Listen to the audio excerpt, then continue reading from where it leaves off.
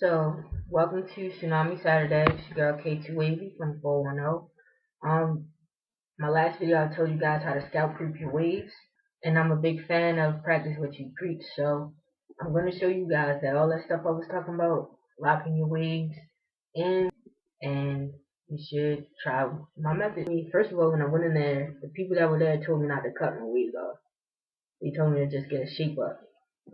But when I cut it, they were like, wow, like your waves are really locked in. Like everybody was just complimenting me for real because they said it looked even better once I cut them off. And they really was like, they was in there having a debate with me about cutting my waves off.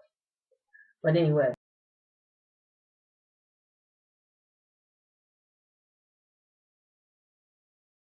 you know, the first thing that you should do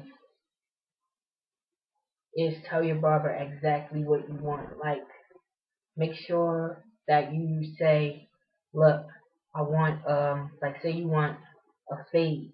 Make sure you say I want a fade. Make sure you tell them whether you want a bald fade or you just want a light fade, you know, a deep fade, bald fade. Like, make sure you tell them exactly what you want. Make sure you're watching them as they cut. I interrupt my barber sometimes sporadically in the middle of cutting, not like crazy where though he's gonna chop some of my hair off, but I just be like, hey, can I check the mirror real quick? Make sure he hasn't cut too much, or you know what I'm saying, make sure things are going the way they're supposed to be.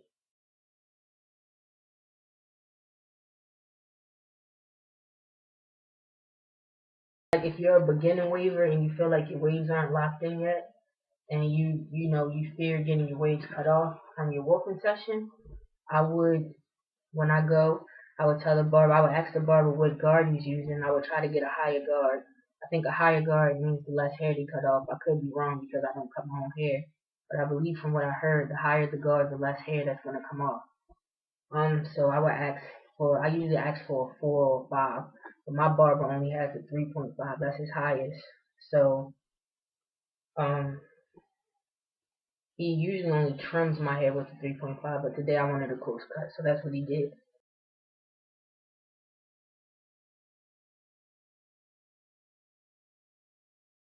Like, take a little off. All right, let me check it out. All right, you can say, well, that's enough. That's too much.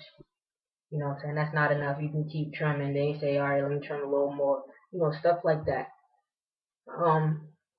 That's the best way, I think, to avoid getting a haircut that you don't like.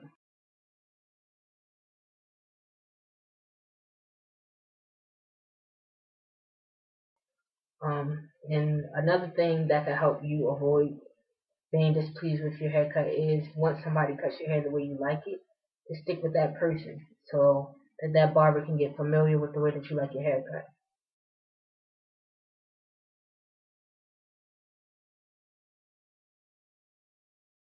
And the most important thing for avoiding a bad haircut if you're still going to a barber is never go to the barber chair that is empty.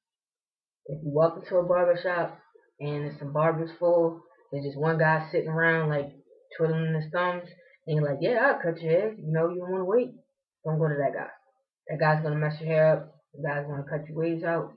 The guy's gonna make your shape up look bad. That's not the guy to go to. Alright, so but that's just something I want to say it's common sense, but it's really not because I didn't know that. I had to find that out the hard way.